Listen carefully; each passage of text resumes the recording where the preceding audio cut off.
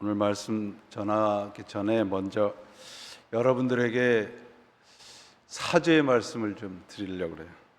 지난 한 달 동안 찬양을 제가 인도하면서 여러분들에게 너무 큰 신뢰를 범한 것 같아서 너무 죄송스럽습니다. 이렇게 귀한 찬양을 인도해 주시는 조장로님한테 감사를 드리고요. 여러분들이 얼마나 답답하셨을까 그런 생각을 했습니다. 다시 한번 깊은 사죄의 말씀을 드립니다. 우리 마가복음을 살펴보고 있는데요. 마가복음은 별명이 있어요. 두 가지 별명이 있는데, 하나는 우리 신학생들 사이에서는 마가복음을 카이복음서라 그렇게 부릅니다. 카이라는 말은 영어의 and라는 뜻이거든요. 그래서 카이복음서라 그럽니다. 왜냐하면 마가복음이 16장이에요. 그래도 길지도 않은데 그 안에 이 그리고라는 말이 555번이나 쓰여져 있어요. 그러니까 뭐 그리고를 빼면은 별로 남는 글자가 없을 정도로 그만큼 많이 그리고라는 말이 접속사 그리고가 있습니다. 오늘 말씀도 보시면 그리고라는 말이 우리 이제 번역 성경에는 그렇게 많이 번역이 되어 있지 않은데요. 10번이나 기록이 되어 있어요. 오늘 요 짧은 구절에 10번이나 그리고라는 말이 있습니다. 그래서 마가는 왜 그럼 그리고라는 단어를 접속사를 그렇게 많이 썼을까? 뭐 학자들 사이에서는 마가가 그렇게 글 쓰는 재주가 없었던 것 같다, 뭐 그렇게 추측을 하기도 하고요. 그런데 이 전체를 읽어보면 마가가 가지고 있었던 뜨거움을 알 수가 있어요. 그게 뭐냐 하면, 그리고라는 단어라고 하는 것은 긴박성을 뜻하는 것이거든요. 그러니까 마가는 하나님의 예수님의 말씀을 이렇게 기록을 하면서 이 말씀을 전하려고 하는데 시간이 부족한 것 같은 느낌이 들고, 하나님의 나라가 이미 내 안에 왔는데 어떻게 될까, 그런 이제 긴박성을 가지고 있었습니다. 그래서 이 마가는 아마 그리고라는 것을 555회나 썼지 않았을까 그렇게 생각을 합니다. 그 근거가 되는 말은 이제 두 번째 마가복음서의 별명이 뭐냐 그러면, 뭐 영어로 말하면 immediate gospel, immediately gospel이라는 거예요. 그러니까 곧이라는 단어가 많이 있습니다. 여러분들이 읽어보시면 곧이라는 단어가 상당히 많이 있고요. 1장에서도 10절에 보면 곧 물에서 올라오실세, 그 다음에 18절에 12절에도 성령이 곧 예수를 광야로 몰아내셨다, 18절에도 곧 그물을 버려두고, 20절에도 본문에 곧 부르시니, 이렇게 쓰여져 있어요. 그러니까 이런 말씀은 뭐냐면 급박성이 있는 겁니다. 예수님께서 하나님의 나라에 대한 말씀을 우리들에게 전하시는데 3년이잖아요. 이 짧은 기간 동안 하나님의 말씀을 전하려고 하면 급박하죠. 저에게 만약에 3년이라는 시간 동안 하나님의 말씀을 전하라 그러면, 다 전하라 그러면 하지 못할 것 같아요. 뭐 어림도 없죠. 거기 또 예수님께서 말씀도 전하죠, 병자도 고치죠, 또 이 고난도 받으시고, 그 하나님의 나라를 전하기 위해서 3년이라는 시간 동안 그야말로 촌음을 아끼셔서 사셨던 것을 마가는 곧 그리고라고 하는 것을 통해서 우리들에게 전하려고 하는 것 같습니다. 하나님의 말씀이나 우리가 부름에 있을 때 그 급박성과 더불어서 즉각성, 뭐 영어로 immediately라고 번역을 해놨는데요. 오늘 제자들을 부르시는 장면에서도 곧 부르시고, 또 제자들은 곧 그물을 버려두고 예수님을 따랐다, 그렇게 기록이 되어 있습니다. 예수님에게 와가지고 내가 제자가 되겠다고 그래서 제자가 된 사람이 있나요, 없나요? 복음서에 없습니다. 없습니다. 참 신기하잖아요. 예수님의 말씀을 듣고 예수님의 제자가 되겠다고 찾아온 사람들이 있었죠. 니고데모도 있었고 젊은 이 부자도 있었고 그러잖아요. 그런데 예수님에게 제자가 되겠다고 왔는데 제자가 된 사람은 없어요. 근데 예수님께서 지나가시다가, 오늘도 이렇게 갈릴리로 지나가시다가 나를 따라오라 그러니까 사람들이 다짜고짜 예수님을 따랐다 말이죠. 뭐 어떤 설명도 없고 어떤 그들의 어떤 이 대한 어떤 이 자세한 그런 설명도 없는데 예수님의 제자가 됐단 말이죠. 그러니까 제자가 되는 것은 그런 거예요. 우리가 이 성경을 우리가 읽으시면서 여러분, 하나님의 나라에 대한 것을 우리가 계속 공부를 이제 계속 우리가 살펴볼 텐데요. 하나님의 나라라고 하는 것은 하나님의 이니시어티브, 하나님의 주도권. 그러니까 하나님의 주도권을 우리가 인정하지 않으면 구원에 대해서 우리가 올바로 알지 못하게 됩니다. 제자가 되는 것도 마찬가지예요. 제자가 되는 걸, 왜 예수님을 밤늦게 찾아왔던 니고데모 같은 사람도 예수님의 말씀을 듣고 제자로 따라가지 못했을까요? 그는 예수님께서 말씀하시는 것을 순종하려고 예수님을 찾아간 게 아니라 이해하려고 찾아갔어요.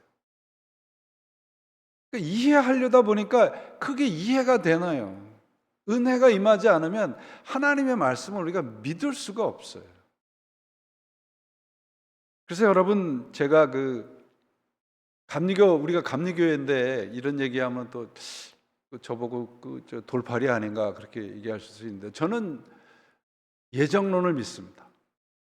왜 믿냐 하면요, 예정론이라는 게 누구는 구원받았고 누구는 구원받지 않았고 처음서부터 그렇게 된 것이 예정론이 아니고, 하나님의 이니셔티브, 하나님의 예정이 없으면 우리는 구원을 받을 수가 없어요.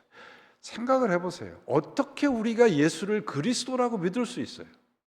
본 적도 없고 그저 전에 내려오는 성경이나 읽었고, 저 팔레스타인에 알지 못하는 곳에 2000여 년 전에 그 젊은 예수라고 하는 젊은이를 어떻게 그리스도라고 믿을 수 있어요? 믿을 수 없어요.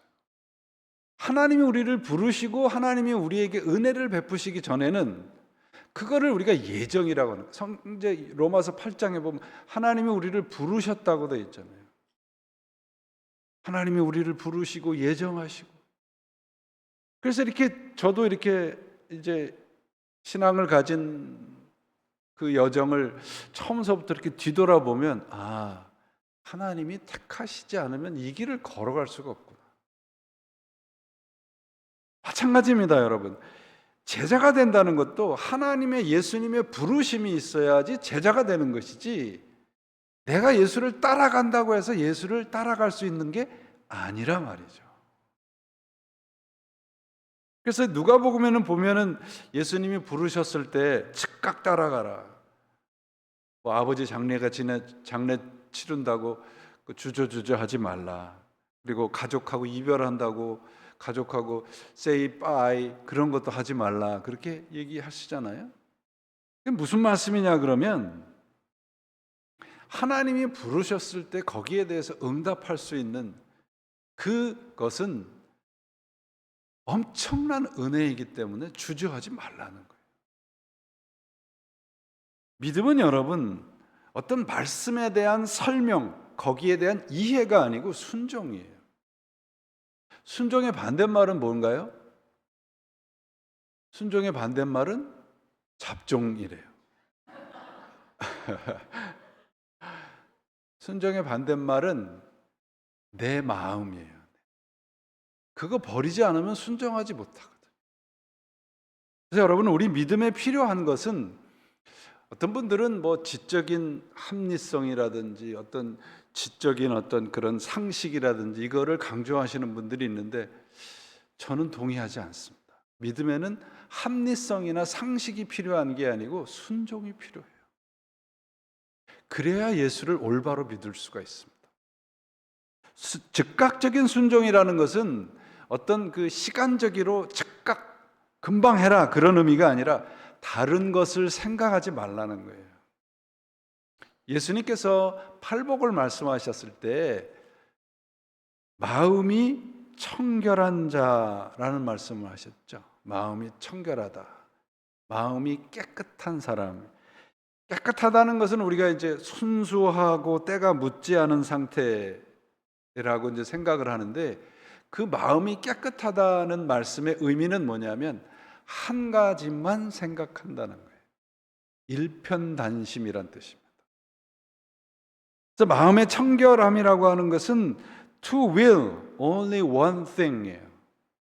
그 한 가지만 생각하는 거예요. 그래서 우리가 마음을 닫고 훈련을 해서 마음이 깨끗해지는 게 아니라 내가 그리스도를 만났을 때 그분만 생각을 하는 거예요. 이것을 순종이라 하는 겁니다. 우리가 이 신앙을 얘기를 할 때 결단이라는 말씀 많이 하죠. 결단. 우리가 결단 수없이 했잖아요.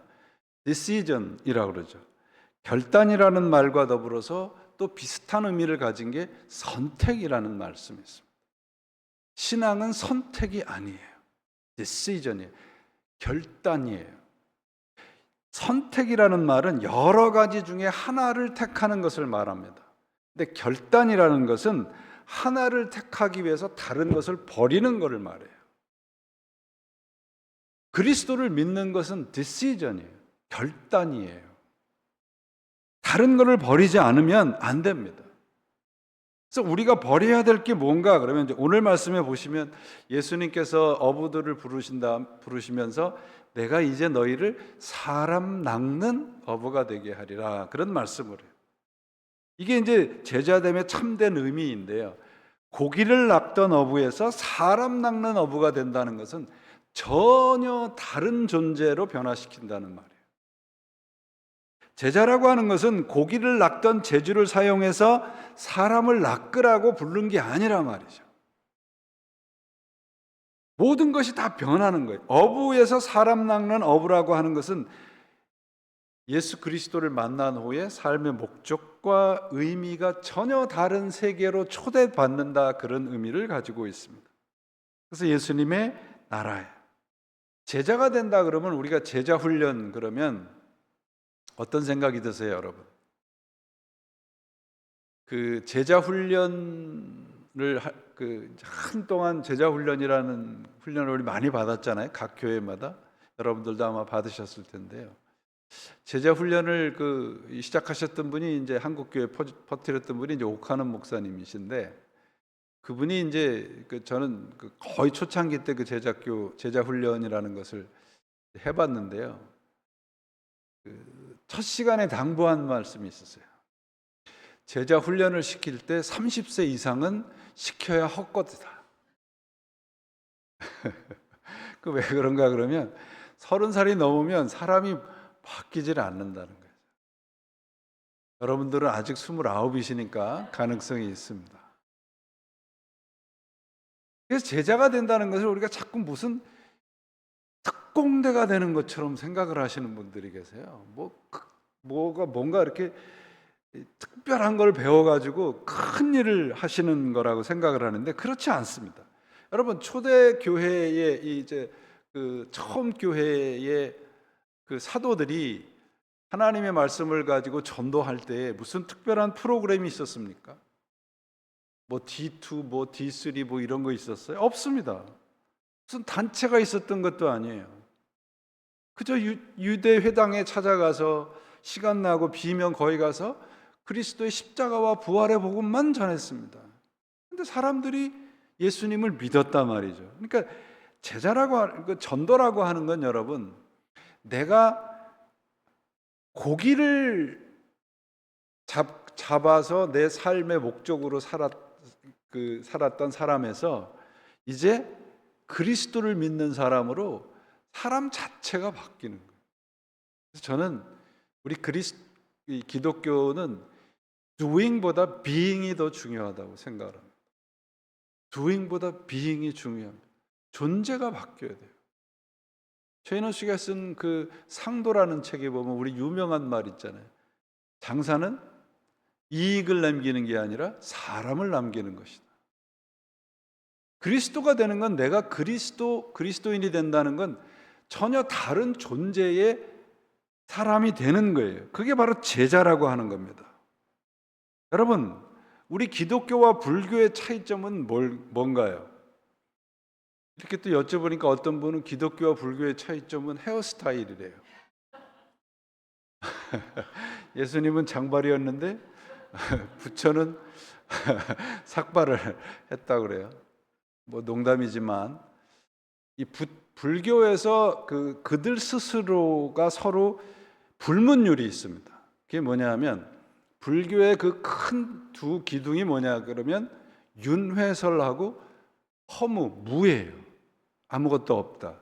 근데 생각을 해보세요. 아무것도 없는데 뭐가 돌아요? 말이 안 되잖아요. 그러니까 윤회를 주장하는 사람들과 무를 주장하는 사람은 서로 만나도 자신들이 믿는 것을 얘기하지 않아요. 불문율이에요. 그리고 그들은 부처를 믿는 것이 아니고요, 스스로 부처가 되는 거예요. 그래서 내가 부처와 같은 존재가 되지 못하면 자신들이 믿는 부처님도 버려라, 그렇게 얘기해요. 그러니까 내 안에서 뭔가를 찾고 깨닫는 거예요. 근데 기독교는 여러분, 예수님께서 나를 붙잡아 주시지 않으면, 예수님께서 나를 바깥에서 붙잡아 끌어당기시지 않으면 구원이 없습니다. 우리는 우리 밖에서 그리고 그리스도 안에서 구원을 얻어요. 그러니까 나를 주장하게 되면 내가 그리스도 안에 있을 수가 없습니다. 기독교인이 된다는 것은 예수님에게 일어난 하나님의 구원의 사건을 예수 안에서 믿는 겁니다. 사도 바울의 서신을 보면 그래서 가장 많이 나오는 그 말이 뭐냐면 in Christ입니다. 그리스도 안에서. 제자라고 하는 건 그러면 여러분, 내가 고기를 낚던 세상에서 in Christ, 그리스도 안으로 들어오는 거예요. 그게 제자예요, 여러분. 근데 오늘날 많은 분들은 제자라고 하는 것을 뭔가 큰 일을 하는 거라고 오해를 하시는 분들이 간혹 계십니다. 제자는 그리스도를 닮은 사람이 되는 거예요. 우리가 신앙을 갖고 교회를 다니면서 저는 이런 사람이 되면 하나님이 정말 칭찬하시지 않을까? 그런 사람이 뭐냐면 나와 관계된 사람들 중에서 단 한 사람이라도 당신이 믿는 그 신이, 나는 뭔진 모르지만 나는 목숨을 걸고 나는 그 신을 믿고 싶습니다. 이 항복을 받아낸다 그러면 그것처럼 귀한 것이 없죠. 그게 전도예요, 여러분. 전도지 아무리 남겨도,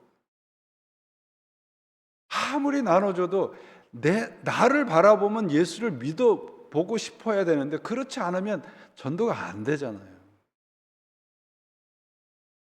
제자가 된다는 것은 그래서 그리스도를 닮은 사람으로 되는 겁니다. 그렇기 위해서 오늘 말씀해 보시면 두 가지를 얘기를 합니다. 이제 오늘 앞절에 보시면은 제자를 부르시기 전에 우리 아주 중요한 말씀 지난 시간에 살펴봤죠. 15절. 때가 찼고 하나님의 나라가 가까이 왔으니 회개하고 복음을 믿으라. 제자가 되기 위해서는 첫째 회개가 있어야 돼요. 회개는 뭐라고 말씀드렸냐면 돌아서는 거라고 그랬어요. 방향을 바꾸는 거라고 그랬습니다.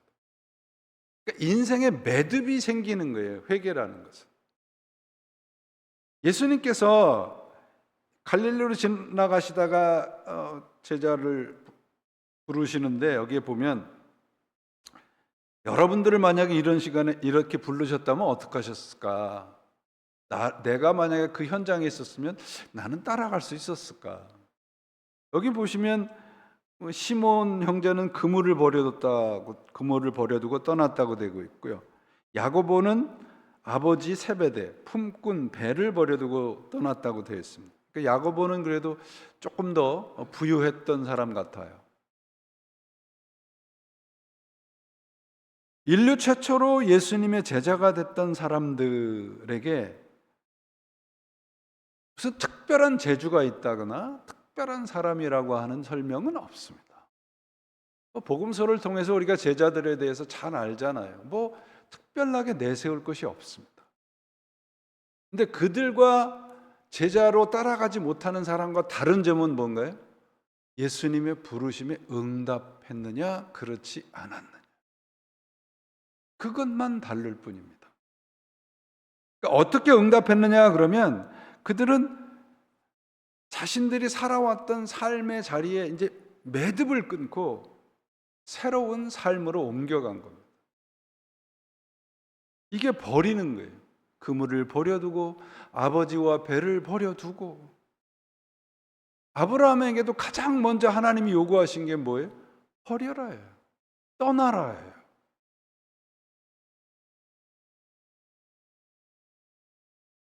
그러므로 오늘 구체적으로 제자로 부르시는 사건에 대해서,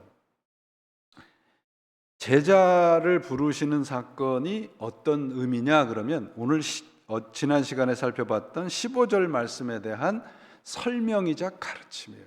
회개하고 복음을 믿는 게 뭔지, 버리고 주님을 떠나는 거예요. 전혀 다른 삶과 세계로 들어가는 것을 말합니다. 그러니까 오늘 15절에 대한 말씀의 가르침으로 제자들을 부르시는 장면을 우리들에게 가르쳐주고 있는 겁니다. 그러니까 하나님의 나라의 백성을 되기 위해서는 두 가지가 필요한데 뭐냐? 하나는 회개고 다른 하나는 믿음이에요. 이것이 그리스도인이 되는 길이란 말이죠. 말씀드렸지만 헬라어 회개라는 말은 메타노이아예요. 방향을 바꾸는 거예요. 돌아서는 거예요. 옛날 집을 부숴버리는 겁니다. 그래야 제자로서의 길을 따라갈 수 있어요. 여러분, 예전에 우리 중고등학교 시절에 수련회들 가보셨으면서 항상 가면 했던 행사가 있습니다. 뭐 해보신 기억 나는 거 행사가 있으세요? 저는 가면 그 마지막 날 뭘 그렇게 쓰라 그러는지 말이죠. 잘못한 거 쓰라 그래요. 그죠? 회개한 거 쓰라 그래요. 그리고 그 십자가에다가 이렇게 불 붙여가지고 거기다 이렇게 태우는 그런 행사들 많이 했습니다. 어떤 상징적인 행동이죠. 근데 그런 것들을 통해서 회개가 무엇인가를 우리가 어렴풋이 알 수 있겠죠. 그러나 그것은 어떤 의미에서는 반성의 차원이죠. 삶의 방향이 바뀌는 겁니다. 그래서 회개, 떠나는 것, 버리는 것, 이것이 인생의 매듭을 짓는 제자로서의 부르심인 거예요. 고기를 잡던 어부에서 사람을 낚는 어부로 전혀 다른 존재가 되는 겁니다. 삶의 목적과 가치와 원리가 달라지는 거예요. 그래서 버리고 떠났다, 회개한다, 믿는다, 다 같은 의미입니다. 그게 무슨 의미인가? 제자가 된다는 겁니다. 그래서 제자로서의 삶을 이제 말씀을 하는데, 제자로서 살아가는 삶에게 이제 주님께서 원하시는 게 뭐예요? 제자로 부르신 다음에 말씀을 하시죠. 17절에 예수께서 이르시되 나를 따라오라, 그렇게 말씀을 하고 계십니다. 공자나 부처나 자기를 따라오라 하지 않았습니다. 그래서 예수님께서 요한복음에 말씀하시죠. 내가 길이요 진리요 생명이다. 예수를 믿는 건 그분의 살아가는 삶의 자취를 따라가는 겁니다. 닮아가는 겁니다. 따른다라고 하는 것은 무슨 의미인가 좀 살펴볼 필요가 있습니다. 마태복음 16장에 보시면 우리 잘 아는 유명한 말씀이 있는데, 그게 뭐냐면 베드로가 예수님을 고백하는 장면과 예수님께서 베드로를 꾸짖는 장면이 있습니다. 예수님께서 십자가를 지고 이제 내가 예루살렘에 가서 십자가를 지고 고난을 받고 이제 십자가에서 죽겠다. 그러니까 베드로가 그리하지 마옵소서, 그렇게 돼 있어요. 우리말 성경에는 굉장히 아주 유하게 번역을 했습니다. 그리하지 마옵소서 그래요. 근데 그 원문을 보면 그 장면이 어떻게 되어 있냐면 베드로가 예수님의 멱살을 잡고 에피토마오에 꾸짖었어요. 꾸짖었어요. 제자가 스승을 꾸짖었습니다. 멱살을 붙잡고. 그리고 그리하지 마옵소서 그래요. 그래서 꾸짖는다는 거 에피토마오는 사탄을 꾸짖을 때 사용하는 단어거든요. 그러니까 베드로 입장에서 예수님은 보니까 자신과 생각이 다른 것을 이제 본 거죠.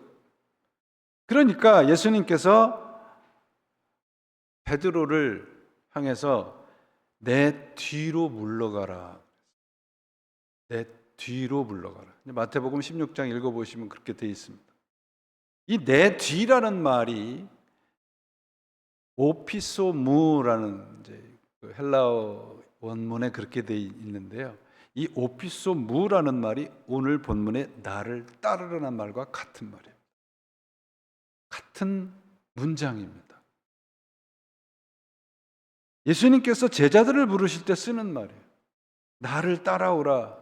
베드로에게 내 뒤로 가라 그런 말이에요. 그러니까 예수님께서 자신이 그렇게 사랑했던 제자가 자신에게 그렇게 아주 엄청난 태도를 보이는 것에서 보면서 내 뒤로 물러가라. 썩 꺼져라 그런 의미로 우리가 받아들이는데 그렇지 않습니다. 그 의미는 무슨 말이냐 그러면 내 뒤로 가라예요. 내 앞에 가지 말고 뒤를 따라오라 그런 말이에요. 이 사탄 같은 놈아 그런 말을 하면 내 앞에서 당장 꺼져라 이런 뜻이 아니라 사탄처럼 생각하지 말고 내 뒤에서 나를 따라오라 그런 말이에요. 그게 제자의 길입니다.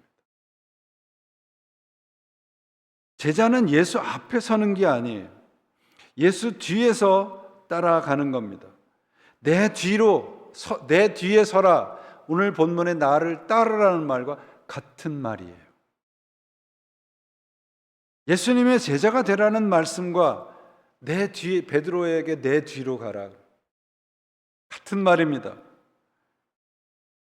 내 뒤로 물러가라는 말은 실수한 베드로를 물리치는 게 아니라 오히려 올바른 길로 가깝게 부르시는 말씀이에요.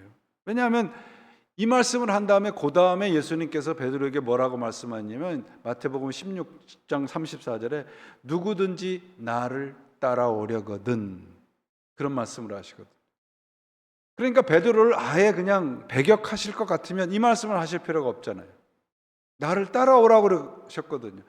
나를 따라오려면 내 앞에 서지 말고 내 뒤에서 와라. 이게 제자예요, 여러분. 이게 제자가 되는 거예요. 그래서 이 나를 따르라는 말씀 속에는 나의 길을 따르라는 말씀이 암시적으로 포함이 되어 있습니다. 그래서 초기 교회의 그리스도인들은 외부 사람들이 그들을 그리스도인이라고 부르기 전에 그들을 뭐라 그러냐면 길을 따르는 사람들이다. 그렇게 되어 있습니다. 그리스도의 길을 따르는 사람. 단순히 주일날 모여서 예배를 드리는 사람들이 아니고요. 일상에서 길이 되신 예수 그리스도를 따르는 사람들입니다. 우리가 그리스도인이라 하면서 단순히 생활의 일부만, 주일날만, 어떤 종교적인 행사를 통해서만 그리스도인의 길을 걸어간다고 생각하면 우리는 많은 것을 놓치게 됩니다. 우리는 언제 어디서나 그리스도인이어야 해요. 언제 어디서나 그리스도의 길을 따라가는 겁니다.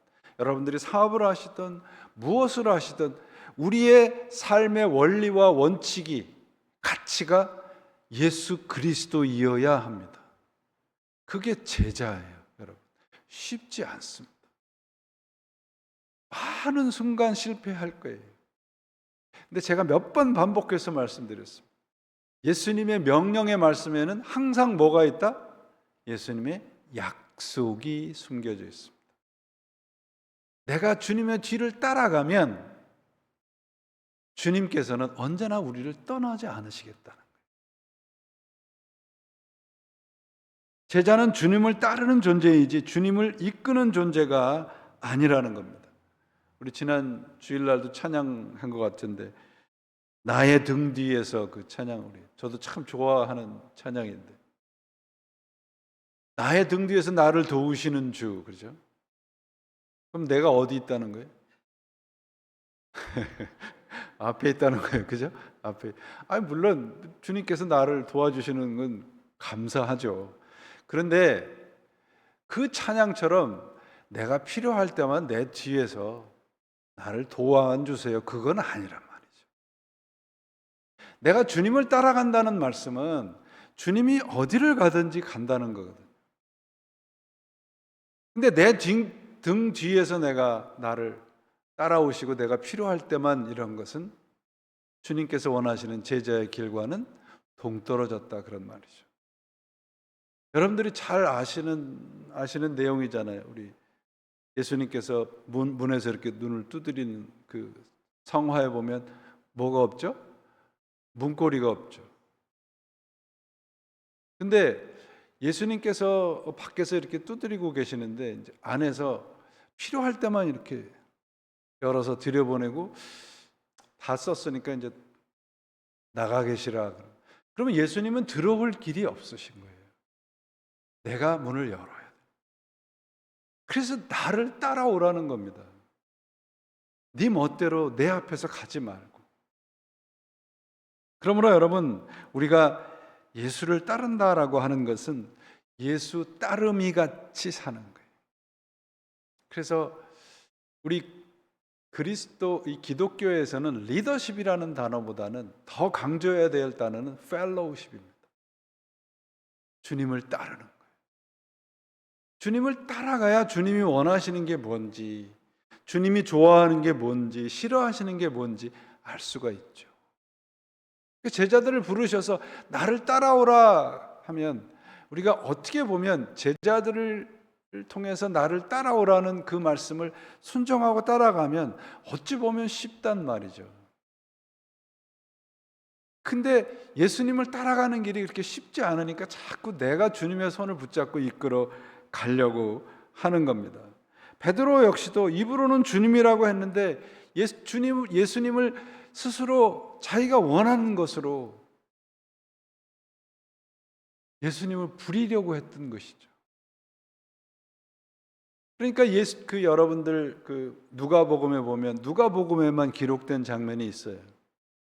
베드로가 3번 예수님을 부인하잖아요. 근데 누가복음에는 뭐라고 기록이 되어 있냐면, 그 장면에서 베드로가 돌아보니 예수님과 눈이 마주쳤어요. 그리고 베드로가 뛰쳐나갑니다. 그때 깨달은 거예요, 여러분. 아까 우리 이장로님 말씀하시면서, 기도하시면서 말씀에 대한 강조의 말씀을 드렸습니다. 제자는, 여러분, 말씀이라는 단어는 헬라어에 로고스라는 단어가 있고 레마라는 단어가 있습니다. 로고스라는 말은 하나님의 말씀 전부가 로고스입니다. 근데 레마는 내가 그 말씀을 믿고 내 실력이 되는 게 레마예요. 베드로에게 내가 닭이 울기 전에 3번 나를 부인하리라 예수님께서 말씀하셨어요. 그때 베드로가 들은 건 로고스입니다. 근데 닭이 울 때 그 말씀이 어떻게 됐다고 됐냐면 생각이 났어요. 그게 뭐예요? 레마예요. 하나님의 말씀을 많이 아는 것도 중요합니다. 깊게 아시는 것도 중요해요. 그러나 그 말씀이 예수님을 따라가는 능력과 실력이 될 때 그게 레마가 되는 거예요.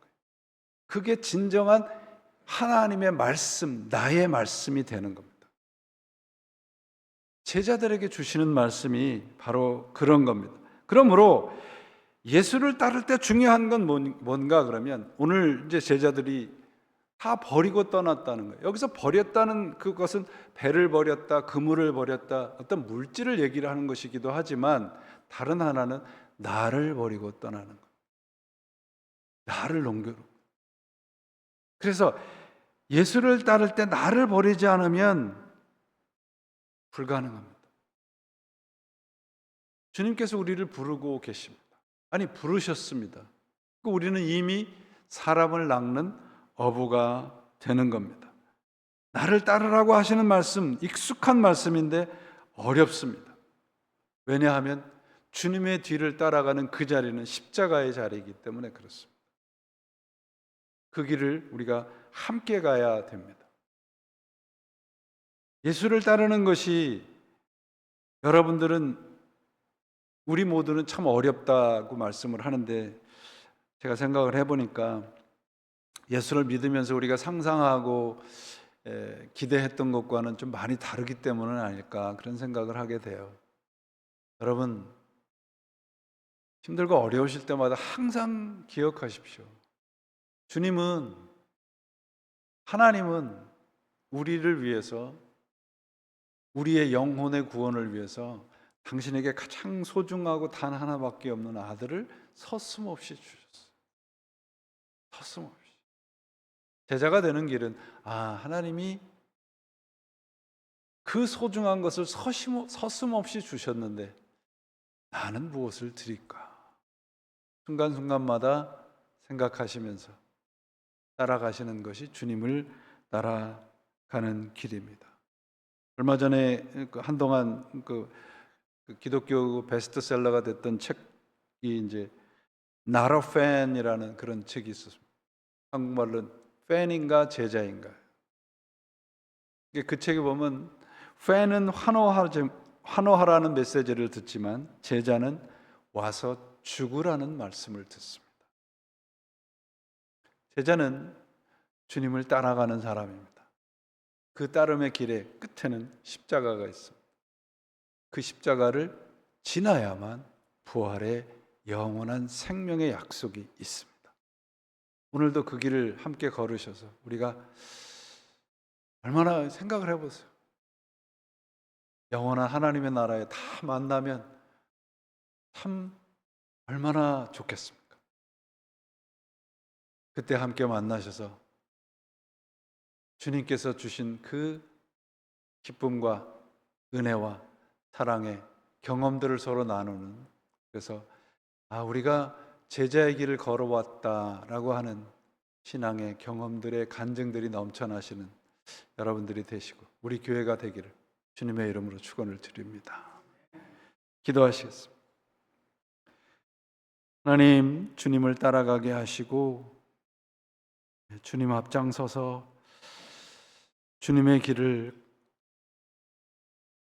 걸기적거리는 신자들이 되지 않도록 도와주옵소서. 주님을 따르는 참된 기쁨을 누리게 하셔서 언제 어디서든지 주님의 제자로 살아가는 저희가 되도록 주여 도와주옵소서. 우리 구주 예수 그리스도 이름으로 간절히 기도합니다. 아멘.